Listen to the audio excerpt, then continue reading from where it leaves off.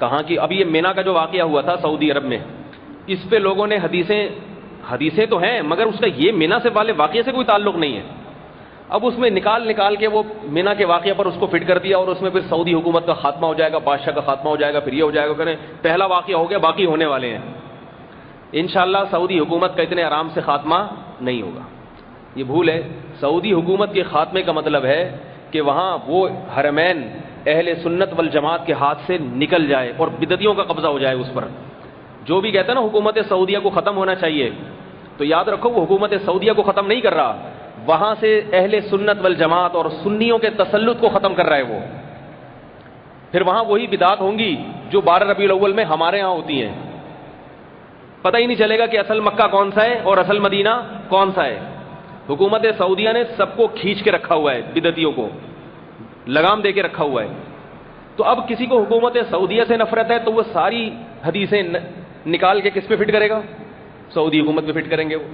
تو اس طرح سے حساب.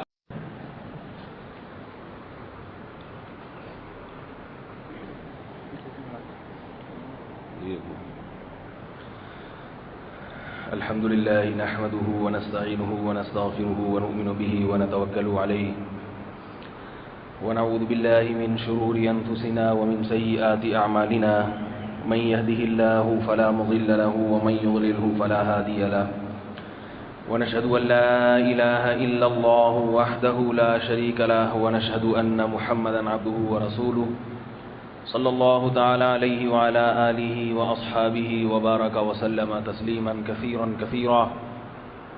اما بعد فاعوذ باللہ من الشیطان الرجیم. بسم اللہ الرحمن الرحیم. قل تعالوا اتل ما حرم ربکم علیکم الا تشرکوا به شیئا وبالوالدین احسانا. وقال تعالی ولا تقولوا لمن يقتل في سبيل الله اموات.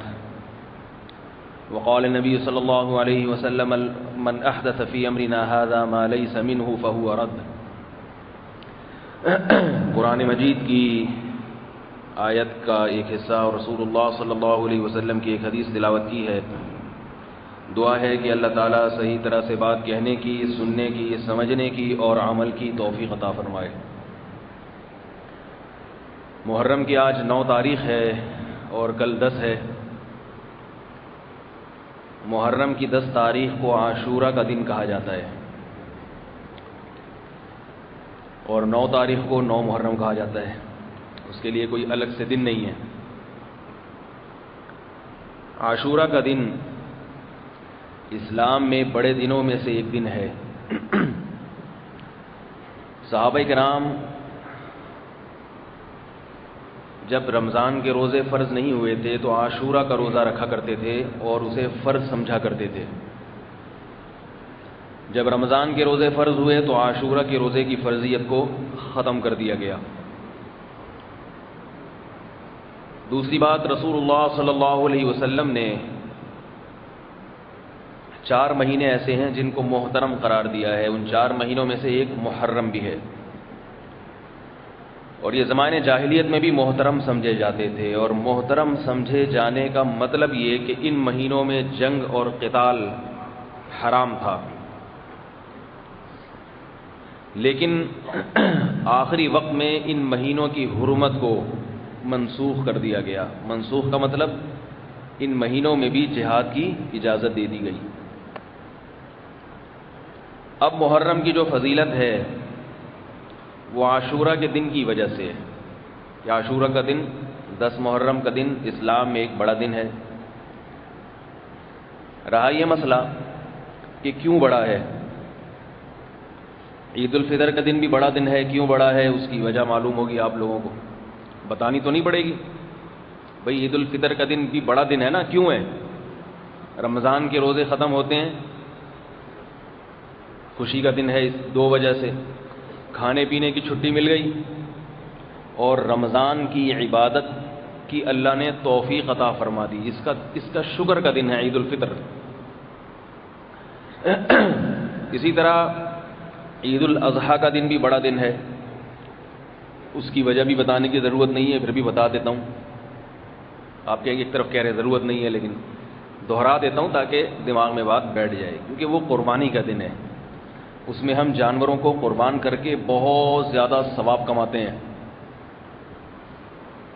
اور ابراہیم علیہ السلام کی سنت کو زندہ کرتے ہیں، اور ہمیں گوشت وافر مقدار میں کھانے کو ملتا ہے اللہ کی طرف سے۔ آپ کہہ سکتے ہیں گوشت تو ہم ویسے بھی کھا لیتے ہیں، وہ جو آپ ویسے گوشت کھاتے ہیں وہ آپ کے کسی رشتہ دار کی دعوت پہ ہوگا یا اپنے ذاتی پیسوں سے اپنے لیے ہوگا۔ بقرعید کے دن تو گوشت ہوتا ہے، پیسے آپ کے ہوتے ہیں، مگر دعوت کس کی طرف سے ہوتی ہے؟ اللہ کی طرف سے، اس لیے وہ گوشت ایک برکت والی چیز ہے، ضیافت کا گوشت ہے، اس لیے وہ عید کا دن ہے۔ تو عید الفطر کی وجہ بھی ہمیں معلوم ہے، عید الاضحیٰ کی وجہ بھی ہمیں معلوم ہے۔ 10 محرم کو اللہ نے فضیلت کا دن کیوں بنایا اس کی وجہ ہمیں معلوم نہیں۔ اور یاد رکھو، جن چیزوں کی وجوہات معلوم نہیں ہوتی پھر وہ وجوہات آرڈر پہ بنوائی جاتی ہیں، سمجھ رہے، گڑھی جاتی ہیں، پھر اس میں مسالہ لگایا جاتا ہے، اس وجہ سے یہ وجہ تھی، بھائی کہہ دو پتہ نہیں کیا وجہ تھی۔ اللہ نے بڑا دن بنایا، کیوں بنایا معلوم نہیں، بھائی اللہ کو پتہ ہے۔ آسان جواب ہے یا نہیں؟ بھائی 10 محرم کا دن اللہ نے بڑا بنایا، وجہ کیا ہے ہمیں معلوم نہیں، اللہ نے بتائی نہیں۔ لیکن یہ جواب ایسا ہے جو مزیدار نہیں ہے۔ آپ بتائیں، بتا سکتے نہیں ہیں کیونکہ اللہ نے بتایا نہیں، تو پھر بتانے کے بجائے بنانی پڑتی ہے، پہلے پھر بتانی پڑتی ہے۔ سمجھ میں آ رہی ہے بات؟ جو چیز موجود نہیں ہے پہلے اس کو بنانا پڑے گا، اس کے بعد مارکیٹ میں لانا پڑے گا۔ اسے کہتے ہیں آرڈر پہ مال تیار کرنا۔ آپ پکوان والے کے پاس گئے، بریانی ہے بھائی؟ نہیں ہے بھائی رات کو دعوت ہے، یہ ہے وہ ہے، تو آپ کہتے ہیں بنا لو، تمہارا کام یہی ہے سارا دن، تو پھر آرڈر پہ آپ بناتے ہیں۔ اور یاد رکھو، جو چیز آرڈر پہ تیار ہوتی ہے وہ بڑی چٹپٹی ہوتی ہے، کیونکہ وہ آپ کے حساب سے بنائی گئی ہے۔ ابھی آج کسی سے بات ہو رہی تھی کہ بریانی کی دیگ کی بریانی میں اور ریڈی میڈ بریانی جو بنی بنائی ملتی ہے اس میں کیا فرق ہے؟ دیگ کی بریانی مزیدار ہوتی ہے، آرڈر پہ بنوائی جاتی ہے، اتنی اس میں ٹماٹر ہونے چاہیے، اتنا پیاز ہونا چاہیے، اتنی چکن ہونی چاہیے۔ اور جو ریڈی میڈ مل رہی ہے نا ٹھیلوں پہ، اس میں اس نے آپ کے حساب سے نہیں اپنے حساب سے چکن ڈالا ہوتا ہے۔ تو یاد رکھو، جب کسی چیز کی فضیلت پر آرڈر پر بیان ہوتا ہے کہ مولوی صاحب آپ نے اس کی فضیلت پر بولنا ہے، تو اب جو چیز آرڈر پہ ہوگی وہ پھر عوام کی ریکوائرمنٹ کے مطابق ہوگی۔ ایسی چٹپٹی ہو کہ پبلک کو مزہ نہ آئے تو پیسے واپس، اتنی چٹپٹی ہونی چاہیے کہ اس میں پبلک کو مزہ آئے۔ اب لوگ محرم میں چاہتے ہیں کہ امام صاحب محرم پہ بیان کریں، ایسا بیان ہو کہ مزہ آ جائے، تو پھر ظاہر ہے شریعت نے جتنا بتایا اتنا تو ختم ہو گیا۔ شریعت نے جتنا بتایا تھا، مجھ سے ایک دفعہ کہا محرم کی فضیلت پر بیان کریں، بہت اصرار، میں نے بیان کیا نحمدہ ونصلی علی رسولہ الکریم۔ عاشورہ کے دن کی بڑی فضیلت ہے، حدیث میں آتا ہے اس دن کا روزہ سال کے روزوں کے برابر، یا یہ حدیث کے الفاظ ہیں کہ پچھلے سب گناہوں کو معاف کر دیتا ہے۔ بس وما علینا الا البلاغ۔ پبلک پریشان ہے، یہ محرم پہ بیان تو نہیں ہوا، تو بھائی ہے ہی اتنا تو آگے کیا کہیں ہم؟ پھر اس سے زیادہ مواد ہی نہیں ہے قرآن و سنت میں۔ تو اب پھر کیا ہوتا ہے، پبلک کی ڈیمانڈ پر آرڈر پہ جیسے مال تیار ہوتا ہے، ایسے ہی آرڈر پہ بیانات بھی تیار ہوتے ہیں۔ خطیب صاحب پھر کچھ ادھر سے لیا، کچھ ادھر سے لیا، کچھ ادھر سے لیا، کچھ ادھر سے لیا، ایک ملغوبہ بنا کے ایسی ڈش عوام کے سامنے پیش کرتے ہیں کہ پبلک کہتی ہے آج محرم پہ بیان سننے میں مزہ آ گیا۔ تو میرا خیال ہے سمجھ تو گئے ہوں گے آپ لوگ ماشاءاللہ۔ تو بھائی جس چیز کی شریعت میں جتنی اہمیت ہے اس کو اس کی حد سے زیادہ مت بڑھاؤ۔ اسلام میں سب سے مقدس، مبارک اور محترم مہینہ کون سا ہے؟ بولیے، رمضان۔ رمضان کی فضیلت پر ایسے بات نہیں ہوتی جیسے محرم پر ہوتی ہے۔ سب سے مقدس مہینہ شہر رمضان الذی انزل فیہ القرآن، یہ وہ مہینہ ہے جس میں قرآن مجید کو نازل کیا گیا۔ آپ کہہ سکتے ہیں کہ اس مہینے کی بہت فضیلت ہے اس لیے کہ اس میں حضرت حسین کی شہادت ہوئی. حضرت حسین کی فضیلت کا کوئی منکر ہو وہ بھی اسلام سے خارج. حضرت حسین کو کوئی جنتی نہ مانتا ہو وہ بھی اسلام سے خارج. حضرت حسین کی شہادت کو کوئی شہادت نہ مانتا ہو وہ بھی اسلام سے خارج. لیکن یہ مسئلہ کہ کسی کی شہادت کی وجہ سے کسی دن کی اسلام میں کوئی فضیلت ہوتی ہے یا نہیں ہوتی، یہ مسئلہ قرآن و سنت نے ہمیں بیان کیا ہے، اس میں ہماری اپنی ذاتی رائے نہیں چلے گی. اس لیے محقق علماء یہ کہتے ہیں کہ 10 محرم کو حضرت حسین رضی اللہ تعالی عنہ کی شہادت کی وجہ سے اس دن کی فضیلت میں اضافہ نہیں ہوا، بلکہ حضرت حسین رضی اللہ تعالی عنہ کی شہادت کی فضیلت میں اضافہ ہو گیا.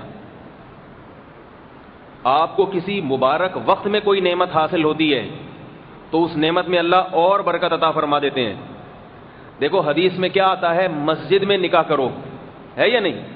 کیا مطلب؟ اس سے مسجد کی فضیلت بڑھ جائے گی، بلکہ آپ کے نکاح میں برکت پیدا ہو جائے گی، کیونکہ مسجد پہلے سے مقدس جگہ ہے، اس لیے نکاح مسجد میں ہونا چاہیے.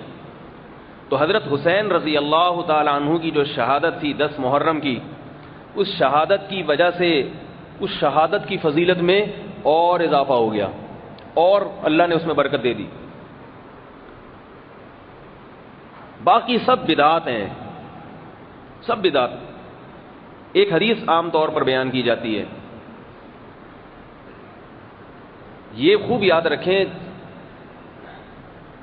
جن عبادتوں کا کھانے پینے سے تعلق ہے، کہیں بھی تھوڑا کھانے پینے کا ٹچ آ رہا ہو، تھوڑا سا بھی لک آ رہا ہو، مسلمان اس عبادت کو بہت دل جمعی سے، بہت پابندی سے، بہت اتنے خشوع و خضوع سے نماز نہیں پڑھتا جتنے خشوع و خضوع سے اس عبادت کو سر انجام دیتا ہے.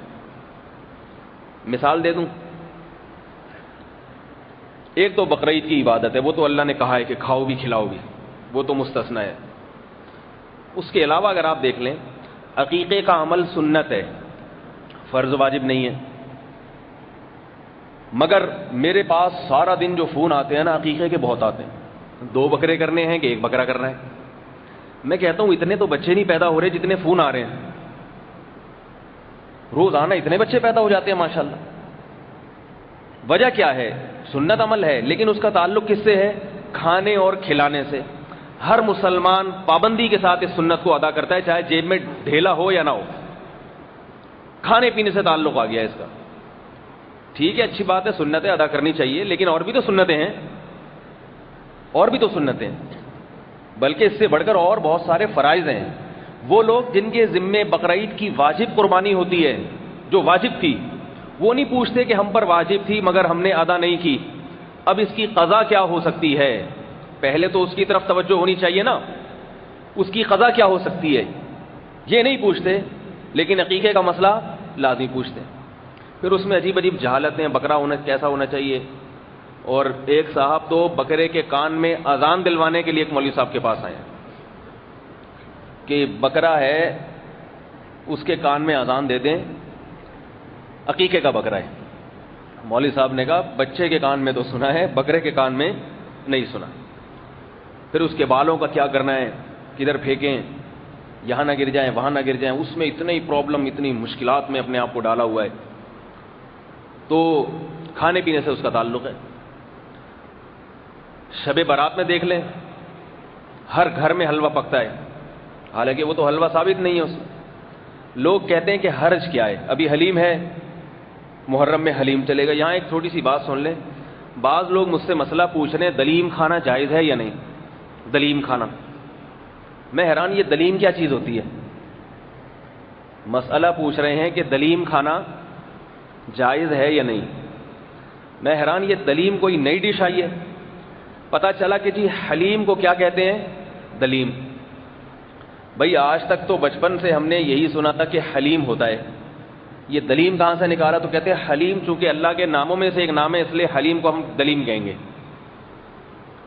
یاد رکھو اس زمانے میں کچھ لوگ ہیں جن کا کام جو فارغ ہیں، صحیح ہے نا، ان کا کام ہے SMS پہ اور واٹس ایپ پہ چیزیں گھمانا، فلاں اللہ کا نام ہے تو فلاں کسی پیغمبر کا نام ہے تو وہ اس کمپنی کا بھی یہی نام ہے. ایک دفعہ ہم نے اپنے بچوں میں سے کسی سے کہا کہ بھائی سمت بانڈ لگا دو اس پہ. وہ کہہ رہے سمت بانڈ نہیں ہوتا, عبدالصمد بانڈ ہوتا ہے. سمت بانڈ ہے نا, اس نے کہیں سنا ہوا تھا کہ اللہ کے ناموں میں سے ہر نام کے ساتھ عبد لگانا ضروری ہے. جیسے عبداللہ ہے تو اللہ تھوڑی کہیں گے اس کو, عبداللہ کہیں گے نا انسان کو. رحمان ہے تو عبد الرحمان کہیں گے. تو سمد بھی اللہ کا نام ہے, اللہ الصمد. تو کہنے لگے, بچہ کہنے لگا سمد بانڈ نہیں ہوتا, عبد الصمد بانڈ ہوتا ہے.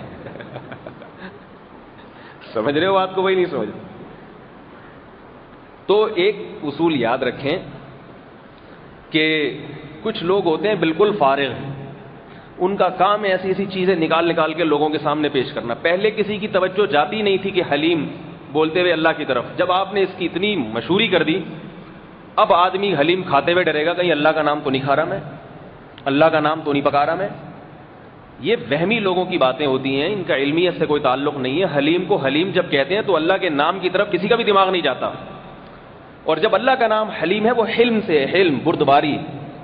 جب اللہ کی صفت حلیم بیان ہوتی ہے اس کو سیاق و سباق کے لحاظ سے اس میں کسی کی توجہ بھی دیگ کی طرف نہیں جاتی. اس لیے خامخواہ میں لوگوں کو اتنی مشکل میں ڈالنا. حلیم پکانا اتنا مشکل نہیں ہو رہا جتنا اس کو ڈیفائن کرنا مشکل ہو گیا. دلیم کیا بول رہا ہے بھائی, تو دلیم کیا ہوتا ہے؟ اس کی کوئی حقیقت نہیں ہے کہ ایک نام اگر اللہ کے ناموں میں سے ہے تو وہ نام جو دوسری جگہ استعمال ہو رہا ہے یہ کہنا غلط ہے. وہ نام نہیں استعمال ہو رہا, بلکہ اس ڈش کے لیے ایک الگ نام ہے جو اتفاق سے اس جیسا ہو گیا. دونوں کی الگ حیثیت ہے. اس کی مثال آپ کو دیتا ہوں. موسا عربی میں اس طرح کو کہتے ہیں, بلیڈ کو. یہ جو نائیوں کے پاس بلیڈ ہوتا ہے نا اس طرح جس سے سر منڈاتے ہیں, اس کو عربی میں کیا کہتے ہیں؟ موسا. یہ عربی کا کامن لفظ ہے, بہت استعمال ہوتا ہے کتابوں میں. لیکن حضرت موسیٰ علیہ السلام کا نام بھی کیا ہے؟ موسیٰ. مگر جب حضرت موسیٰ کا تذکرہ ہوتا ہے کسی کتاب میں تو اس لفظ موسیٰ سے فوراً توجہ جاتی ہے کلیم اللہ کی طرف. کبھی بھی اس بلیڈ یا اس طرح یا چاقو کی طرف دماغ جاتا ہی نہیں ہے. اور اگر نائی سے آپ کہیں گے نا عربی میں کہ میرے سر پہ موسیٰ چلاؤ, تو اگر عربی زبان جاننے والا ہوگا, ہمیں تو تعجب اس لیے ہے کہ اردو میں یہ لفظ استعمال نہیں ہوتا, لیکن عربی زبان جو جانتا ہے اس کی توجہ کبھی موسیٰ کلیم اللہ کی طرف نہیں جائے گی. اب آپ نے میسج گھما دیا کہ موسیٰ کو موسیٰ نہ کہو, اس طرح کو. اب وہ موسیٰ کو توسا کہہ رہا ہے. نائی کے پاس جا کے کہہ رہے توسا میرے سر پہ پھیر دو. نائی نے ساری درازیں چیک کر لی, اس کو توسا نام کا کوئی پرزا اور کوئی اوزار اپنے ڈبے میں نظر نہیں آیا. سمجھ رہے ہو بات کو کہ نہیں سمجھ رہے؟ اسی طرح اس طرح کے میسج چلنا شروع ہوتے ہیں. فلاں چیز کے نیچے اللہ لکھا ہوا ہے, جوتے کے نیچے. فلاں مسجد کے جو ہے نا وہ محراب پہ ایک بھالو بنا ہوا ہے. ایک صاحب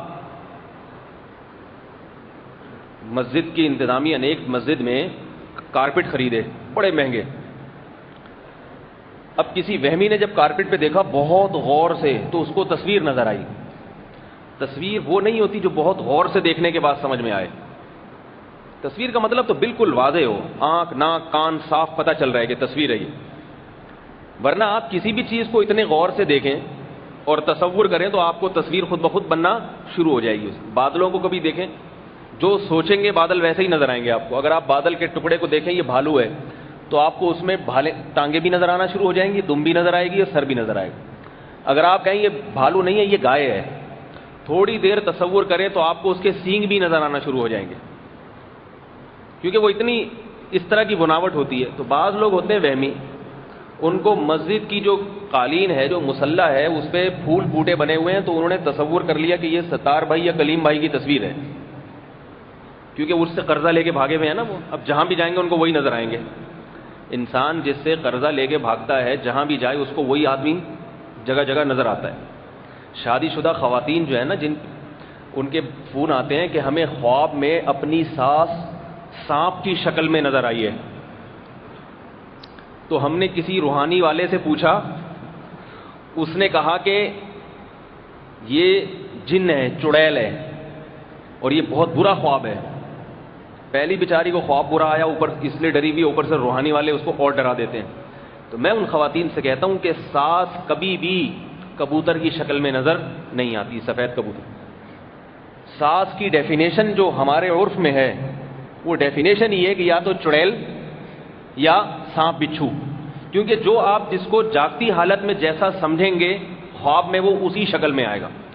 آپ نے دماغ میں تصور بٹھایا ہے کہ مجھے سارا دن کون ڈستا ہے, میری سانس ڈستی ہے, یہ میرے اور میرے میاں کے تعلقات میں کباب میں ہڈی والا کام کرتی ہے, تو ظاہر ہے پھر خواب ویسا ہی آئے گا. یہ بات یاد رکھیں, لوگ یہ سمجھتے ہیں کہ ہمیں جیسا خواب آتا ہے اگلا دن ویسا گزرے گا, اس لیے ڈر جاتے ہیں. ایسا نہیں ہے, بلکہ پچھلا دن جیسا گزرا ہے خواب اسی حساب سے آئے گا آپ کو. ہماری جاگتی حالت ہمارے خوابوں کی تابع نہیں ہوتی, ہمارے خواب ہماری جاگتی حالت کے تابع ہوتے ہیں. سمجھ رہے ہو بات کو کہ نہیں سمجھ رہے بھائی؟ جیسی ہمارا شب و روز جیسا گزرے گا ویسا خواب آئے گا.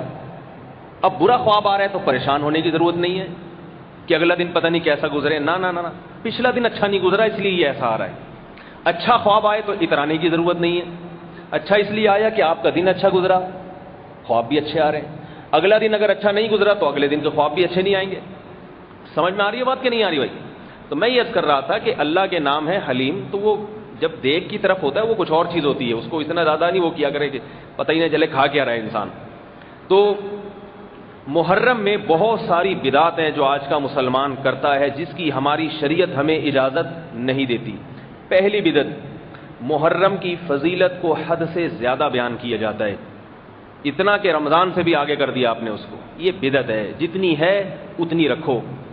نمبر 2, محرم کو منحوس سمجھا جاتا ہے, منحوس. حالانکہ اسلام میں کوئی مہینہ اور کوئی دن اور کوئی عدد منحوس نہیں ہے.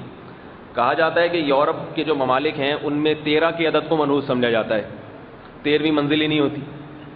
تو یہ سب جاہلوں کی جاہلانہ باتیں ہیں جن کی کوئی دلیل نہیں. سارے عدد ایک جیسے ہیں.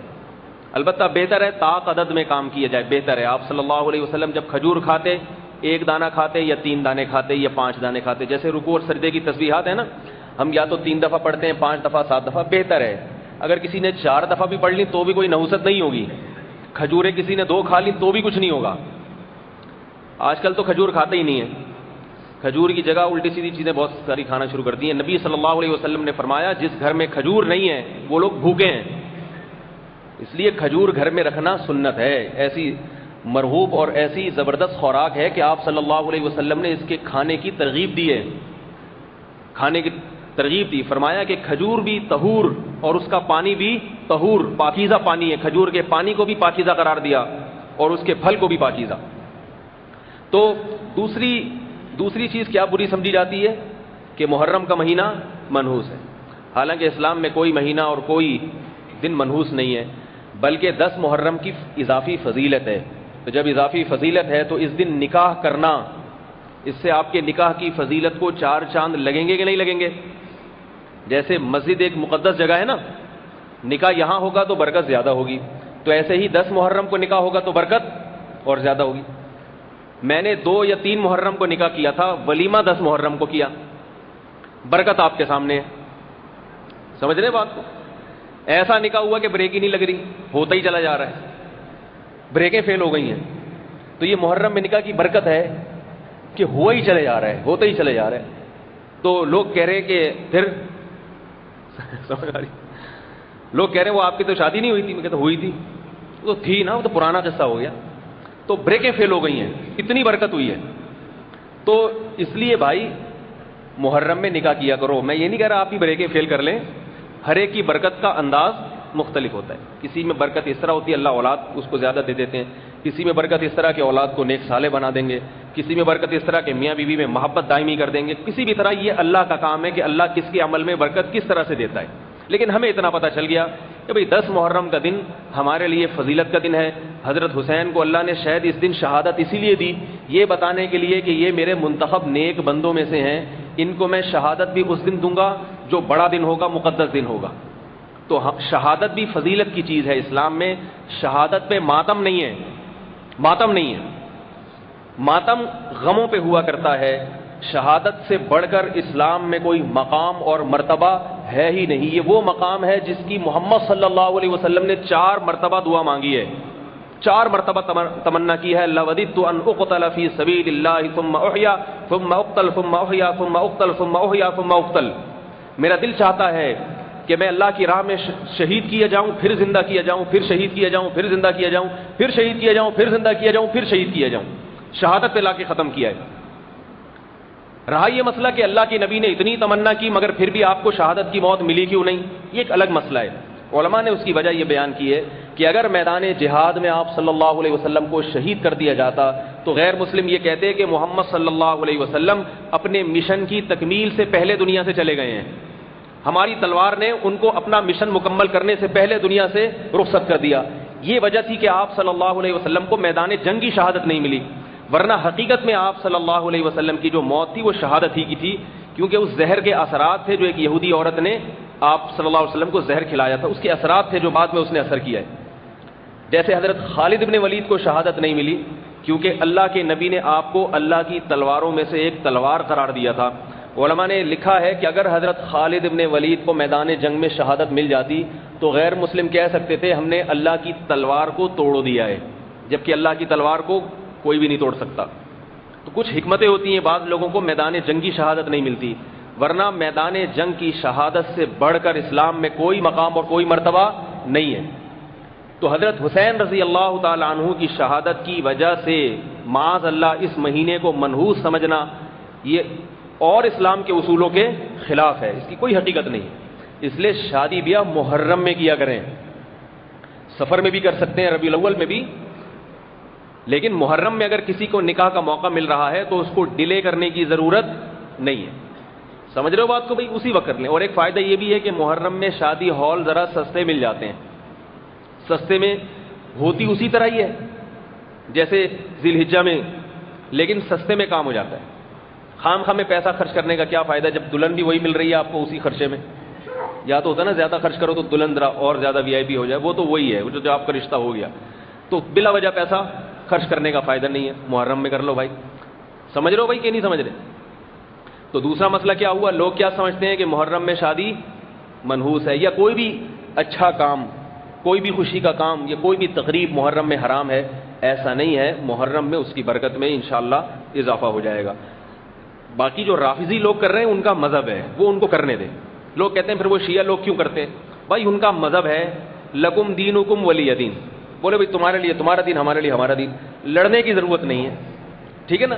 فتوے بازی کی ضرورت نہیں ہے کہ کون دائرہ اسلام میں داخل ہے، کون دائرہ اسلام سے خارج ہے، اور کیا صحیح ہے کیا غلط ہے۔ آپ سیدھی سیدھی بات، لکم دینکم ولی دین، بھائی ان کا مسئلہ کہ ان کو چلنے تو وہ تو 3 نمازیں پڑھتے ہیں، 3 ٹائم پہ پڑھتے، 5 ہیں مگر کتنے ٹائم پہ؟ 3۔ آپ کتنے ٹائم پہ پڑھتے ہو؟ 5 ٹائم پہ۔ اب اس میں بحث کرتے ہو ان سے وہ 3 کیوں پڑھ رہے ہیں؟ بھائی ان کا مذہب ہے، ان کو ان سے چلنے دو، آپ اپنے اسٹائل پہ چلو۔ آپ ان کے پیچھے چل رہے ہو، پھر یہ سمجھ میں نہیں آ رہا کہ آپ کیا ہو، نہ ادھر کے نہ ادھر کے۔ تو جو بیچ کا ہے نا یہ کہیں کا نہیں ہوتا، یاد رکھو۔ اللہ سب کو بیچ کا بننے سے بچائے۔ تو یا تو ادھر ہو جاؤ سراسر موم، یا پھر سنگ ہو جا، 2 رنگی چھوڑ دے یک رنگ ہو جا، علامہ اقبال کا شعر ہے۔ تو اس لیے اس مہینے کو منحوس نہ سمجھیں، اس میں رسول اللہ صلی اللہ علیہ وسلم نے حضرت صفیہ سے نکاح فرمایا، بڑے بڑے صحابہ کرام کی شادیاں محرم کے مہینے میں ہوئی ہیں، اور نبی صلی اللہ علیہ وسلم نے اپنا نکاح محرم میں کیا ہے۔ تو تیسرا مسئلہ کیا ہے محرم کے حوالے سے؟ محرم کے حوالے سے تیسرا مسئلہ جو لوگوں میں بدعت ہیں، بعض لوگوں میں سرما لگانا اور اچھے اچھے کپڑے پہننا اس دن 10 محرم کو، تو یہ بھی غلط ہے۔ اچھے کپڑے کبھی بھی پہن سکتے ہیں آپ۔ سرما جو آج کل مل رہا ہے وہ تو نہ محرم میں لگائیں نہ عید پہ لگائیں، کیونکہ جعلی چیزیں مارکیٹ میں اتنی آ رہی ہیں، انسان کھا لے الٹی چیز آنکھ میں نہ ڈالے۔ لوگ مجھ سے کہتے ہیں شہد آنکھوں میں لگا سکتے ہیں، میں کہتا ہوں لگا سکتے ہیں، مگر جب تک اتنا یقین نہ ہو کہ یہ چھتے سے اتارا ہوا شہد ہے، آنکھ کو برباد کرنے کی کوشش نہ کریں۔ آج کل دکانوں پہ نقلی اور جعلی شہد بہت بکتا ہے، کیمیکل ڈلے ہوئے ہوتے ہیں، وہ کیمیکل کھا لو تو پیٹ تو چلو کسی حد تک برداشت کر لے گا، لیکن آنکھ میں لگاؤ گے، آنکھ بہت حساس چیز ہے، پتہ نہیں کیا لگا رہے ہو آنکھ میں۔ تو یہ پاکستان ہے، اس میں آپ کو پتہ ہے کہ ہم مسلمان ہیں، سب کو پتہ ہے نا، اور مسلمان کیا ہوتا ہے؟ وہ 2 نمبری میں مشہور ہے یہ دنیا میں کہ 2 نمبری میں سے اس کا مقابلہ کوئی کر نہیں سکتا، مشہور ہے یہ، اب حقیقت ہے یا نہیں یہ ایک الگ چیز بات ہے۔ تو اس لیے میں سعودی عرب میں جب حج پہ گیا تو میرے منہ میں 2-3 چھالے نکل گئے۔ یہاں کبھی ایسے ہوتا تھا تو فولک ایسڈ کے 6 ڈبے کھا جاؤ کوئی فائدہ نہیں ہوتا تھا۔ سعودی عرب میں میں نے کسی دکان سے فولک ایسڈ کی، تو ڈاکٹر کہتے ہیں نا منہ میں اگر کوئی چھالا نکل جائے تو فولک ایسڈ کھا، تو ایک ٹیبلٹ کھائیے صبح ٹھیک ٹھاک. میں حیران کہ یہ کیا مسئلہ ہے کہ ایک ٹیبلٹ سے پورا فائدہ ہو گیا اور یہاں پورے پورے ڈبے کھا جاؤ کچھ نہیں ہوتا. تو ایک ڈاکٹر صاحب نے بتایا کہ پاکستان میں جو دوائیں ملتی ہیں ان میں فولک ایسڈ تھوڑا سا ہوتا ہے، باقی چونا ملایا ہوا ہوتا ہے، یہ اور کچھ اس قسم کی چیزیں ملائی ہوئی ہوتی ہیں. آگمنٹن جو اب گولی آ رہی ہے نا، اس میں دعا کرو آگمنٹن بھی ہو اس میں، ورنہ ہوتا وہ یہ وہ جو میں واقعہ بتاتا ہوں کہ ایک آدمی کے والد صاحب بہت سخی تھے، حلیم کی دیگیں پکا کے لوگوں میں تقسیم کرتے تھے. کسی نے کہا کہ آپ کے والد اتنے سخی ہیں، یہ حلیم کیسے پکاتے ہیں اتنا اور لوگوں میں کیسے تقسیم کرتے ہیں؟ تو انہوں نے نسخہ بتایا کہ پوری دیگ میں پانی ڈال کے 11 دانے چاول کے، 11 دانے چنے کے، 11 دانے ماش کی دال، 11 دانے جو. بھائی گوشت کہاں گیا؟ اور یہ اتنے سے کیا ہو رہا ہے؟ کبھی گوشت ابھی گوشت آئے، گوشت زیادہ ڈلے گا. یہ چیزیں تو تھوڑی ڈال دی ہیں مگر گوشت کی کوانٹٹی زیادہ ہوگی. چلو بھائی تسلی ہو گئی. گوشت کتنا کہہ رہے؟ 80 کلو گوشت. وہ حیران ہو گیا، 80 کلو گوشت اتنی دیگ میں آئے گا کیسے؟ کہ تو سنو تو صحیح، 80 کلو گوشت پرچی پہ لکھا، پرچی ڈال دی اندر تعویذ کی طرح نا، اسی سے ذائقہ آ جائے گا جتنا. تو ایک فارمولہ یہ بھی ہے کہ ہم نے اس میں 80 کلو گوشت ڈالا ہے. کیا مطلب؟ پرچی پہ 80 کلو گوشت لکھا اور پرچی ڈال دی. تعویذ کے اثر ہوتے ہیں نا، کچھ بھی لکھیں تو کچھ تھوڑا سا اثر آتا ہے، تو اس کو تعویذ سمجھ کے اندر ڈال دیا اس. چلو بھی تھوڑا سا لک آ جائے گا گوشت کا. تو یہ جو ہمارے ہاں دوائیں بن رہی ہیں ان میں جو کیمیکل ہوتا ہے نا دوا کا، وہ کیمیکل پرچی پہ لکھ کے پرچی ڈال دیتے ہیں کیمیکل. وہ جو آگمنٹن کھا کے تھوڑی بہت جو طبیعت ٹھیک ہوتی ہے وہ ڈبے کا اثر ہے، اس پہ بھی آگمنٹن لکھا ہوا ہے، پرچی بھی اندر آگمنٹن. اتنے ساری تو دوا بھی نفسیاتی طور پہ متاثر ہوتی ہے اس ماحول سے. وہ بھی کہتی ہے جب یہ نیت بھی اسی نیت سے کھا رہا ہے کہ آگمنٹن کھا رہا ہوں، ڈبے پہ بھی یہ لکھا ہوا ہے ڈاکٹر کی نیت، تو اس نیت کے بھی اثرات ہو جاتے ہیں تھوڑے سے. ورنہ ہمارے ہاں جو جعلی دوائیں ہیں، اللہ کی پناہ، ہم کیا کھا رہے ہیں اور بچوں کو کیا کھلا رہے ہیں، پھر بھی ہم زندہ ہیں، بس یہ اللہ کی قدرت ہے. تو اس لیے میں یہ عرض کر رہا تھا کہ کیا بات کر رہا تھا میں؟ یہ بات یہاں کہاں سے آئی دواؤں پہ؟ ہاں، یہ شہد کا بتا رہا تھا کہ آنکھ میں لگانے سے پہلے 100 دفعہ اس کو ٹیسٹ کروا لیں کہ یہ وہ شہد بھی ہے یا نہیں ہے.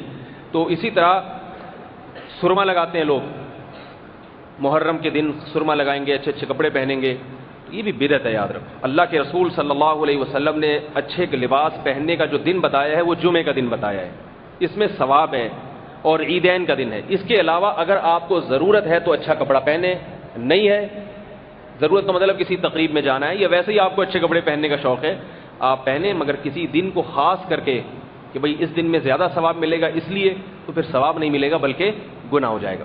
سمجھ رہے بات کو؟ نہیں سمجھ رہے بھائی؟ یہ 3 بدعتیں ہو گئیں. چوتھی بدعت ہے کھانا.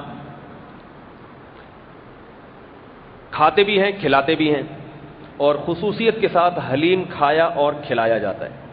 ابھی دیگیں شارٹ ہو گئی ہوں گی مارکیٹ سے، آرڈر ختم ہو چکے ہیں، رات بھر دیگیں چلیں گی. تو یاد رکھو بدعتی کے کسی عمل کی کوئی لاجک نہیں ہوتی. ایک طرف حضرت حسین کی شہادت، دوسری طرف رات بھر حلیم کی دیگیں. کوئی تک بنتا ہے آپس میں؟ ہے بھائی کوئی تک بنتا ہے؟ کوئی جوڑ ہی نہیں بنتا آپس میں.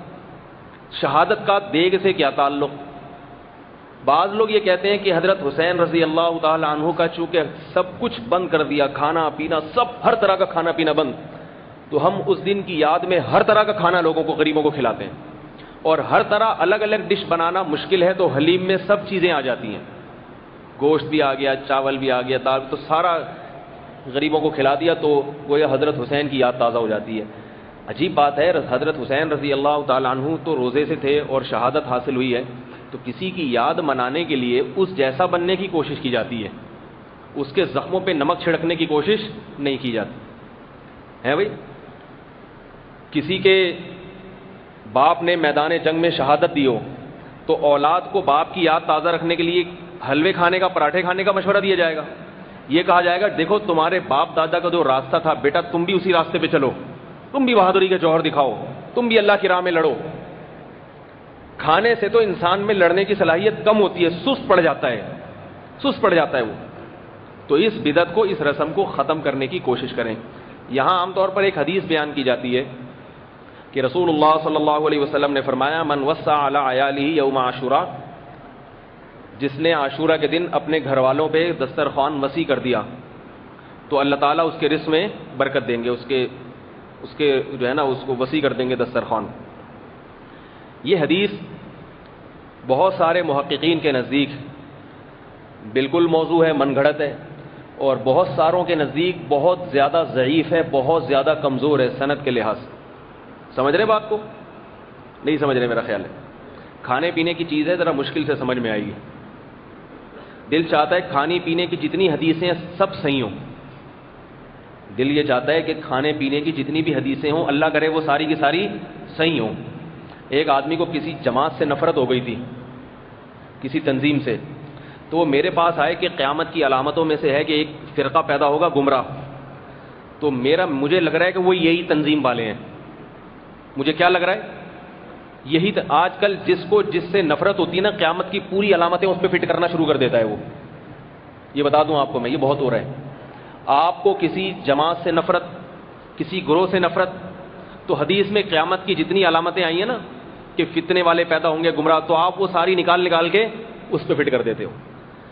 ایسی کہانی نہیں ہے کہاں کی۔ ابھی یہ مینا کا جو واقعہ ہوا تھا سعودی عرب میں، اس پہ لوگوں نے حدیثیں تو ہیں مگر اس کا یہ مینا سے والے واقعے سے کوئی تعلق نہیں ہے۔ اب اس میں نکال کے وہ مینا کے واقعہ پر اس کو فٹ کر دیا، اور اس میں پھر سعودی حکومت کا خاتمہ ہو جائے گا، بادشاہ کا خاتمہ ہو جائے گا، پھر یہ ہو جائے گا، کہ پہلا واقعہ ہو گیا باقی ہونے والے ہیں۔ انشاءاللہ سعودی حکومت کا اتنے آرام سے خاتمہ نہیں ہوگا، یہ بھول ہے۔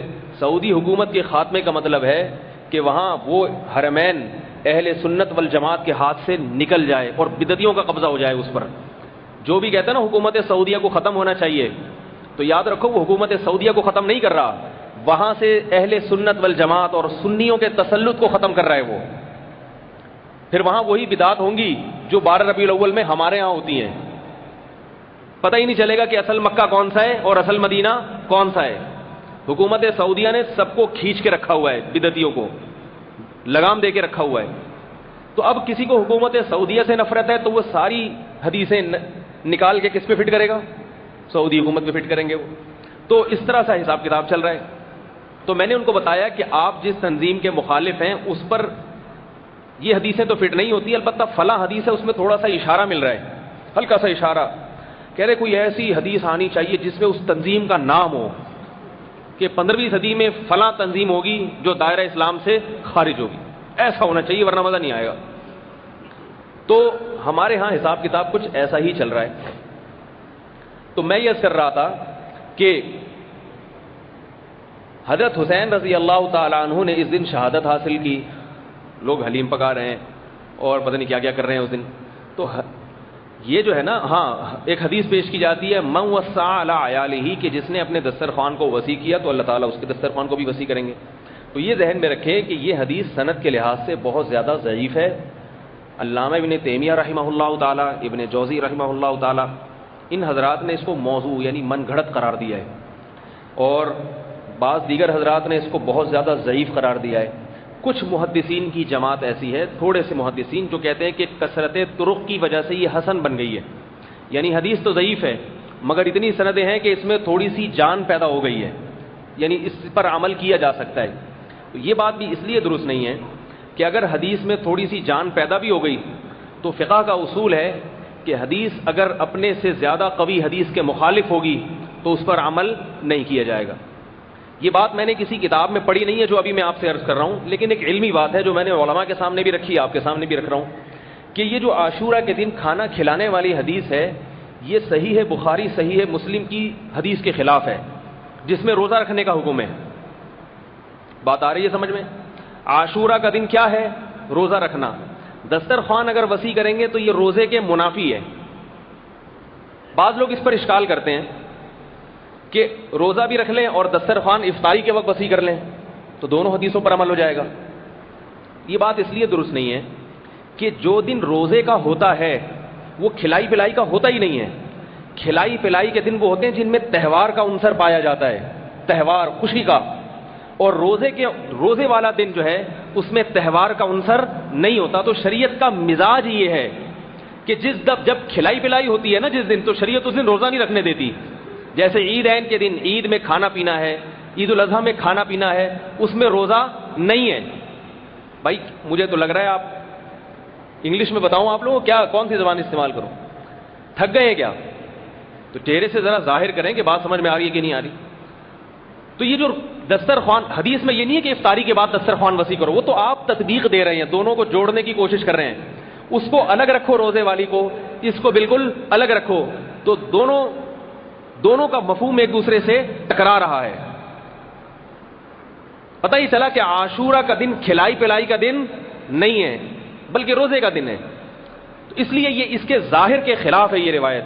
علامہ ابن تیمیہ رحمہ اللہ تعالیٰ کی رائے اس بارے میں یہ بھی ہے، وہ فرماتے ہیں کہ جب روافض نے اور شیعہ لوگوں نے اس دن کو منحوس سمجھنا شروع کر دیا تو سنیوں میں سے بعض لوگوں نے مبالغہ کر کے اس دن کو تہوار بنا لیا، خوشی کا دن بنا لیا ان کی مخالفت میں. تو مخالفت میں حد سے تجاوز کیا انہوں نے. سمجھ رہے بات کو؟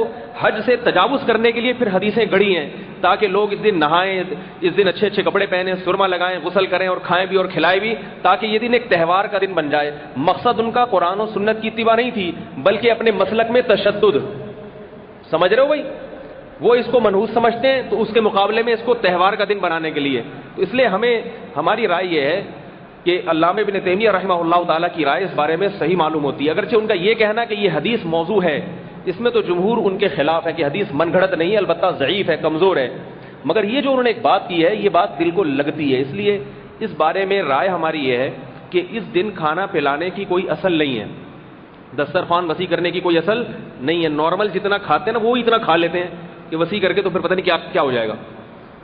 لوگ آ کے پوچھتے ہیں نا حضرت دسترخوان وسیع کرنا چاہیے. میں کہتا ہوں پہلے سمٹا ہوا کب تھا؟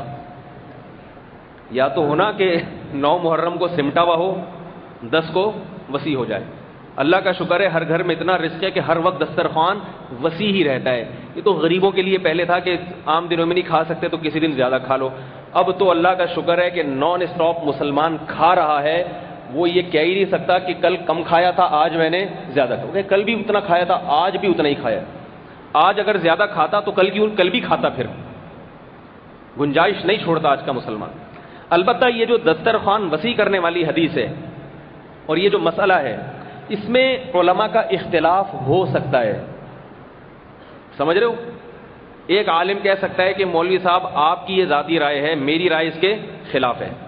تو ٹھیک ہے، اس میں اختلاف ہو سکتا ہے. بعض مسائل شریعت میں ایسے ہیں جن میں اختلاف رائے کی گنجائش ہے، اس لیے اس میں کسی پہ طنز کرنے کی اجازت نہیں ہے.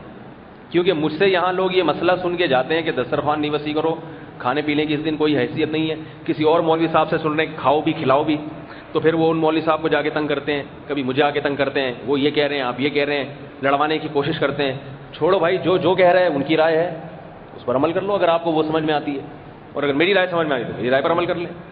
تو اس نے ٹینشن فری زندگی گزارے ہیں. سمجھ رہے ہو؟ مسلمان پہلے ہی لڑ کے آدھے ہو چکے ہیں، تو اس لیے مزید لڑنے کی ضرورت نہیں ہے. جو کھا رہا ہے اسے کھانے دو اور جو اجتناب کر رہا ہے اسے بچنے دو. یہ تو اختلافی مسئلہ. باقی حلیم کی دیگ پکانے نہ پکانے میں کسی کا اختلاف نہیں ہے، وہ سب کے نزدیک ناجائز ہے.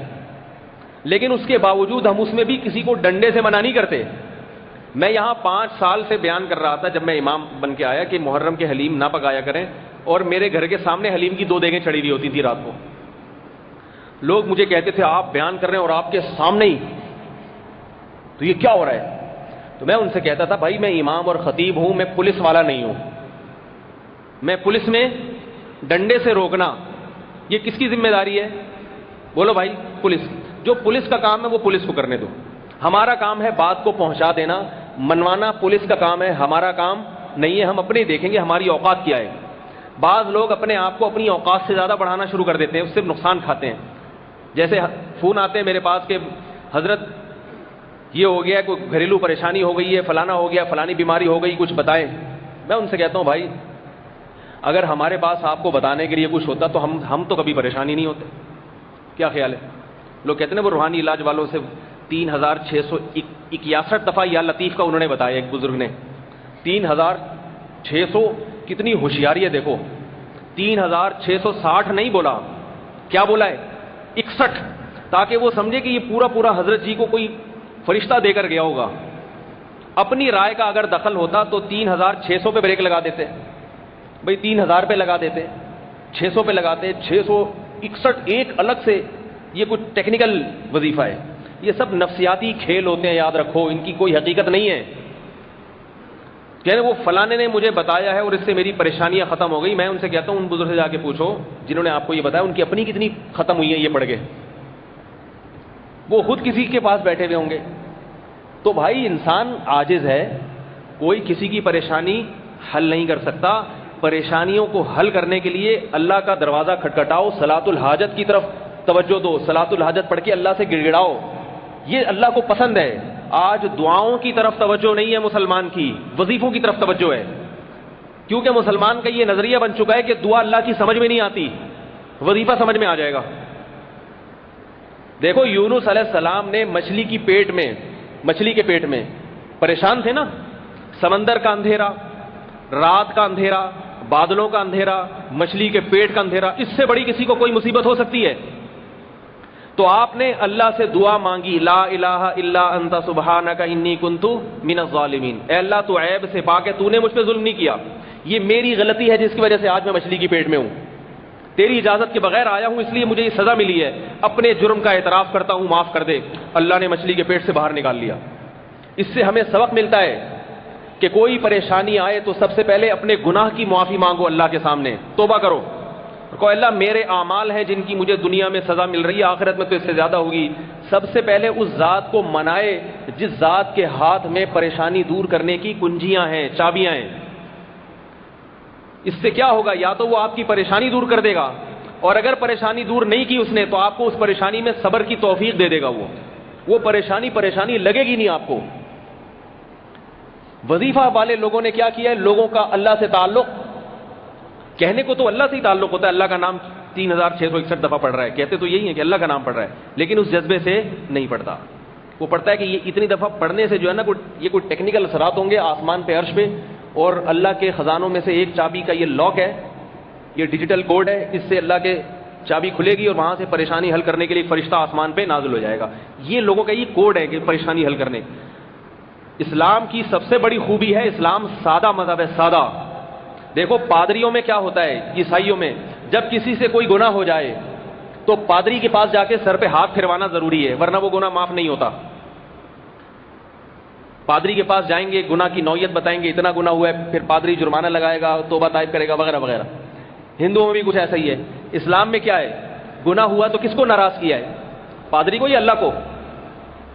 بھائی اللہ نے کہا تھا نا یہ حرام ہے نہیں کرو، تو آپ نے وہ کر لیا تو کس کو ناراض کیا آپ نے؟ اللہ کو. سزا دینے کی طاقت کس کو ہے؟ اللہ کو. معاف کرنے کی طاقت کس کو ہے؟ اللہ کو. تو اللہ کہتے ہیں کسی مولوی صاحب کے پاس جانے کی ضرورت نہیں ہے، بلکہ مولوی صاحب کو کہا تم سے بھی ہو جائے تو میرے پاس آؤ. اسی وجہ سے مشائخ صوفیاء کرام یہ قانون بتاتے ہیں کہ کسی شیخ و مرشد کے مرید سے گناہ ہو جائے تو وہ اپنے شیخ و مرشد کو بھی نہ بتائے، بلکہ کس کو بتائے؟ اللہ کو. ہاں کئی دفعہ کی کوشش کے بعد اگر وہ گناہ نہیں چھوٹ رہا اس سے، پھر اپنے شیخ کو بتائے علاج کی نیت سے کہ بھئی میں چھوڑنے کی کوشش کر رہا ہوں، مجھ سے چھوٹ نہیں رہا، تو آپ کوئی ایسا طریقہ، کوئی ایسی تدبیر، کوئی ایسا نسخہ بتا دیں جس سے یہ چھوٹ جائے. تو پہلی مرتبہ میں بتانے کی اجازت نہیں ہے، کیونکہ ایک آدھ دفعہ میں خود بھی چھوڑ سکتے ہو. اگر 2 4 6 8 دفعہ ہو گیا توبہ کے باوجود ہو رہا ہے، اس کا مطلب آپ اس گناہ کے عادی ہو چکے ہیں. تو لت جس چیز کی انسان کو پڑ جاتی ہے اس کا پھر صرف توبہ کافی نہیں ہوتی، بلکہ اس کے لیے کچھ اسباب بھی اختیار کرنے پڑتے ہیں. اس سے پھر حکم ہے کہ شیخ کو بتائیں جا کے، ورنہ شیخ کو بتانے کی بھی اجازت نہیں ہے، کیونکہ وہ بھی اللہ کی مخلوق ہے. اللہ یہ نہیں چاہتے میرے بندے کا عیب میرے بندے ہی جیسے کسی مخلوق پر ظاہر ہو جائے. دیکھو جیسے باپ یہ نہیں چاہتا میرے بیٹے کی برائی پر کوئی مطلع ہو، باپ چاہتا ہے صرف مجھے بتاؤ، کسی اور کو نہ بتاؤ. تو اللہ بھی چاہتے ہیں کہ میری مخلوق میں کوئی برائی ہے تو صرف مجھے علم میں ہونی چاہیے، کسی دوسرے کے سامنے وہ نہیں آنی چاہیے. سب اللہ کے ہاں برابر ہیں. تو اسلام کی سب سے بڑی خوبی کیا ہے؟ سادگی. اللہ کا دروازہ کھٹکھٹاؤ، نحن اقرب الیہ من حبل الورید، تمہاری شہرک سے زیادہ قریب ہیں. ہر جگہ وہ تمہاری سنتا ہے، تمہیں دیکھتا ہے، اور معاف کرنے کی طاقت بھی صرف اسی کو، سزا دینے کی طاقت بھی صرف اسی کے سامنے گڑگڑاؤ. لوگ فون کر کے مجھے بتاتے ہیں حضرت ایک گناہ ہو گیا. میں کہتا ہوں بھائی مجھے نہیں بتاؤ آپ سے کیا ہو گیا.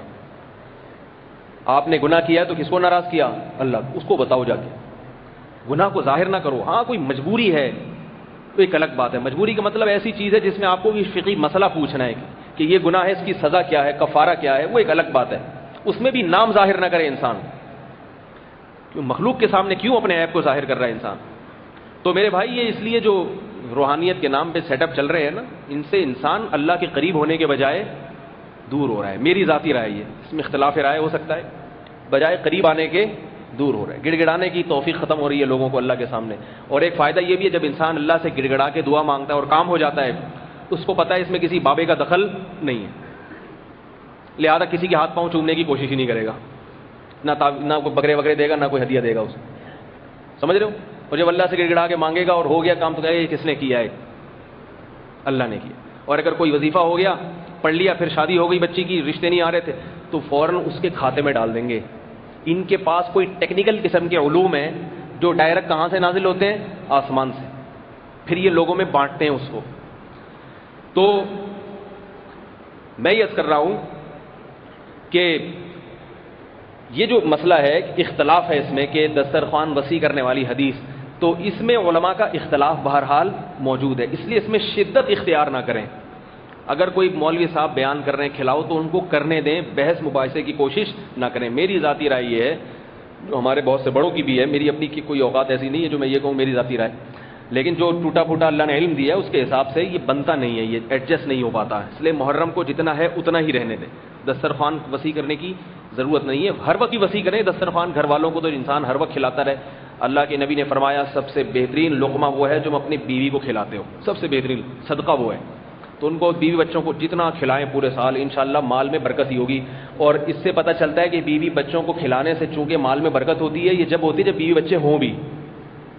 جن کے بیوی بچے ہی نہیں ہیں ان کے پاس یہ آپشن ہی نہیں ہے برکت کے لیے، لہذا اللہ ان کی روزی میں برکت نہیں دیتا. کنوارے ہمیشہ بھیک مانگتے نظر آئیں گے آپ کو، اور شادی شدہ آدمی اور بچوں والا آدمی ہمیشہ اس کے چہرے پہ رونق نظر آئے گی آپ کو. یہ تجربہ کر کے دیکھ لیں. شادی شدہ اور بچوں والے آدمی کی آمدن کم ہوگی پھر بھی چہرے پہ رونق ہوگی، پھر بھی گھر میں کھانا پینا چل رہا ہوگا اس کے، سب کچھ، سارے خرچے پورے. اور کنوارے آدمی کی 1,00,000 تنخواہ بھی ہوگی نا، پھر بھی رو رہا ہوگا، گٹکے کا خرچہ نہیں نکل رہا ہوگا اس کا. اس میں پان سگریٹ، وہ یہی رو گیا یار، پان سگریٹ کا تو نکل جائے، کرایہ تو نکل جائے، چنچی کا کرایہ تو نکل جائے، وہ نہیں نکل رہا. میں تو دیکھ رہا ہوں روتے ہیں، لاکھ روپے تنخواہیں ہیں پھر بھی کہتے ہیں گزارا نہیں ہوتا.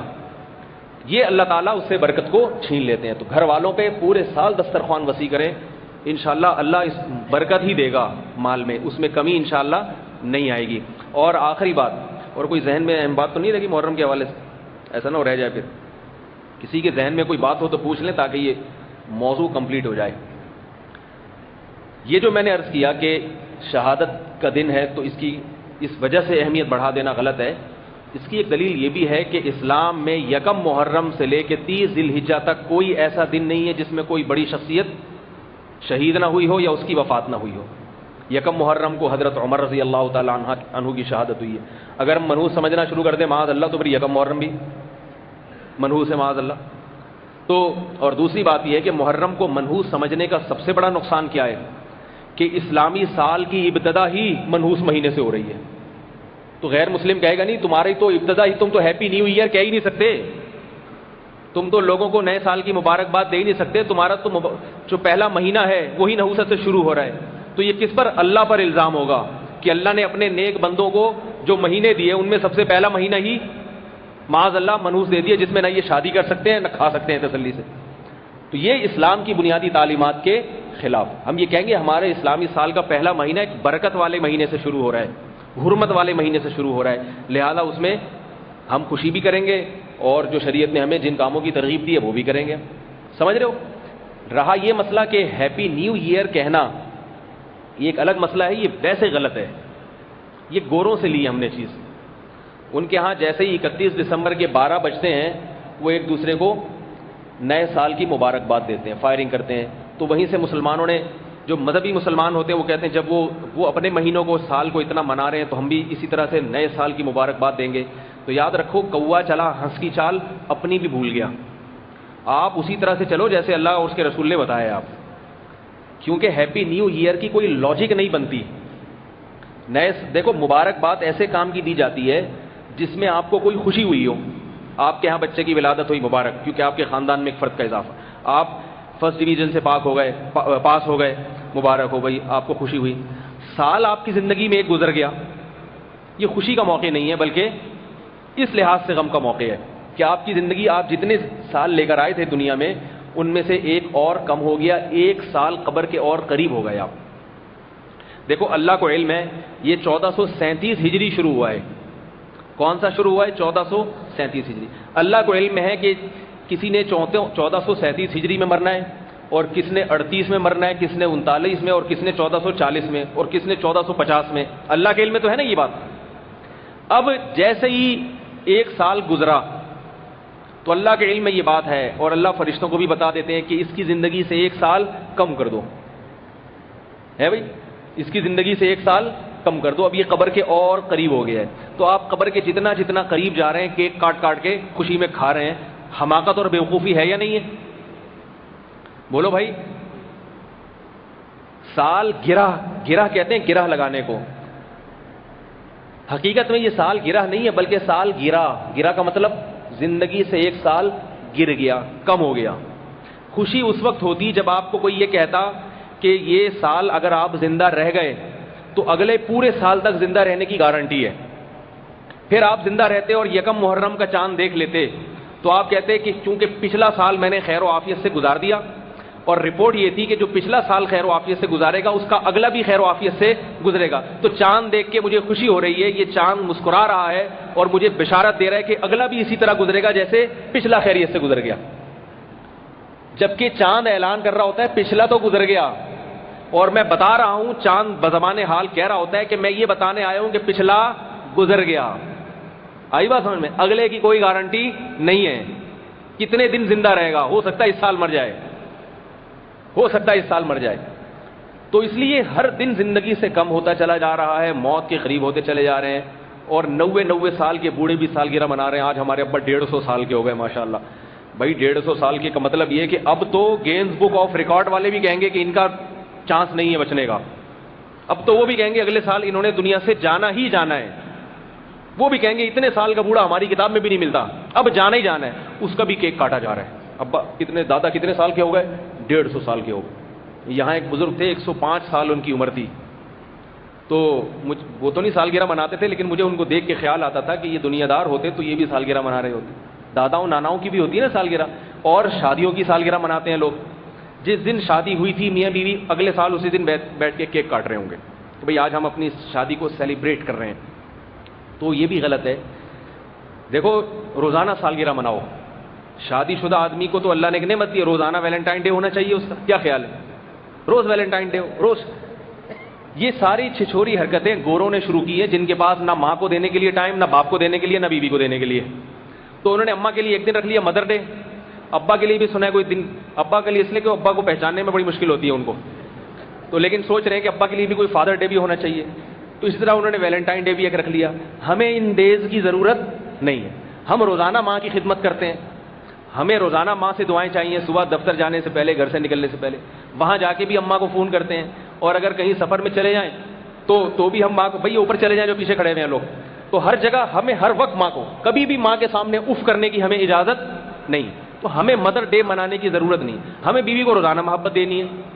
صحیح ہے نا؟ روزانہ رات کو بیوی کے ساتھ ہی ٹائم گزارنا ہے. نبی صلی اللہ علیہ وسلم کی سنت ہے دن میں جہاں مرضی رہو، رات کس کے پاس گزرنی چاہیے؟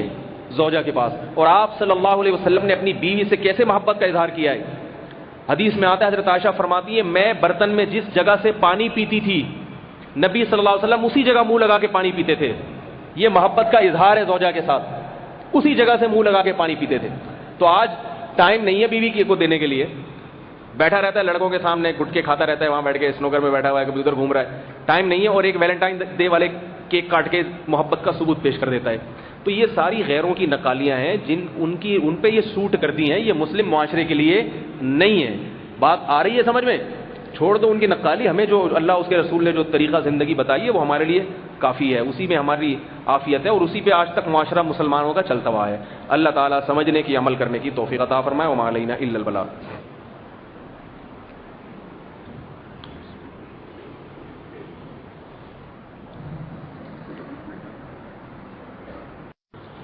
تھوڑی دیر آپ لوگوں کو بیٹھنا پڑے گا جب تک یہ چندہ ہو رہا ہے.